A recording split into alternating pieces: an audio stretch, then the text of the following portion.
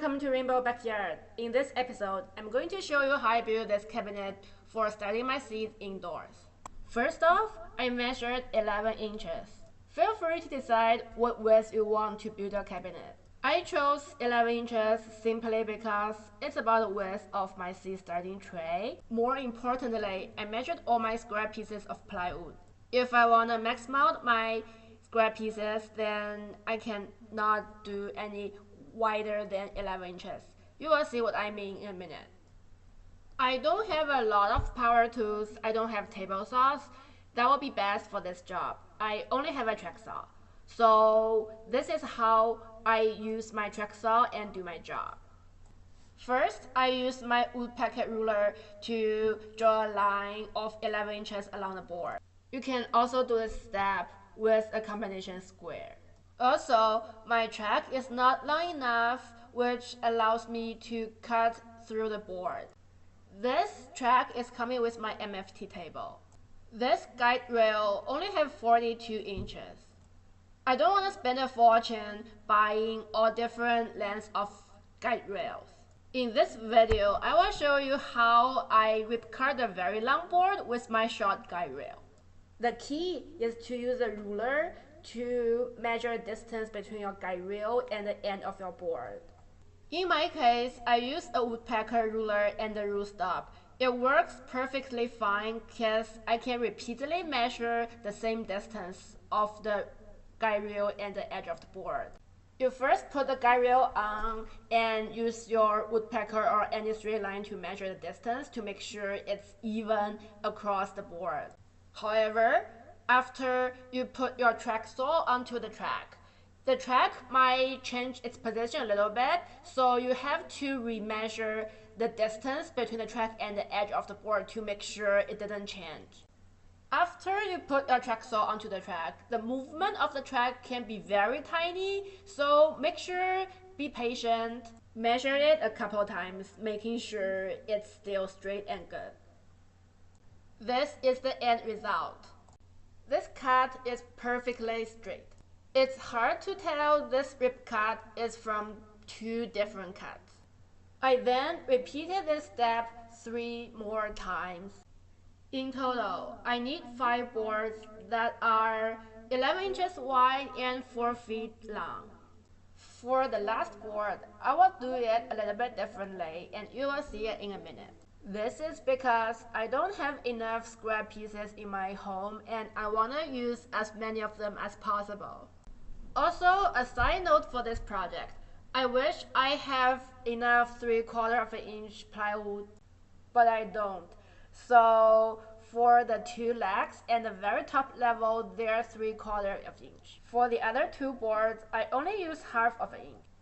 I have used it for a couple weeks now and it works perfectly fine. This is the last piece of my leftover. As you can see, it's not full 11 inches wide.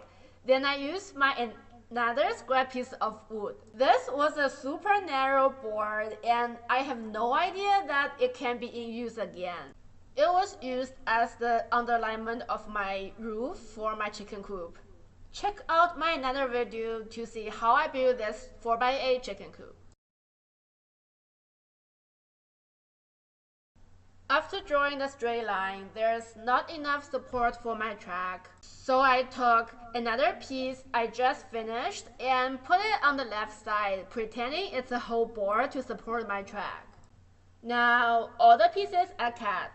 I lay them down on the floor, look through their patterns. I make sure to pick the best pattern ones as the front, not so good looking sides as the back. I give them a light sanding so that all these dirty spots can be removed. These square pieces of plywood have been hanging around in my garage for a couple years. Today, they finally find their destiny. I then put an iron-on edge banding on their bottom. This step is totally optional. I put it there just in case they scrap my hardwood floor. I didn't put any edge banding on the front side because they will be covered with aluminum foil paper later. This is just a seed starting rack.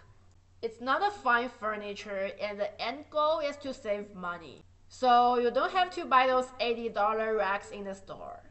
It's super easy to put on this edge banding. You just need an iron, not filling any water, and just use it.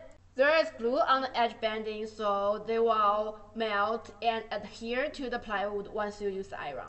I then use a block to give them some pressure. Then I used a cutter to cut off the excess edge banding.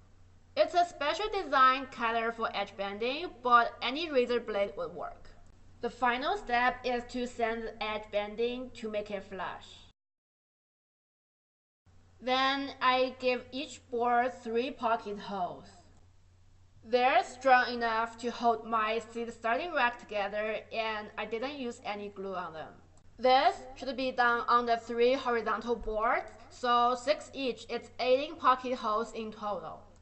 After they're done, the last step is to attach them to the vertical boards. There's nothing special to this step, but just making sure the corner is square by using the clamps. This is the end result of it.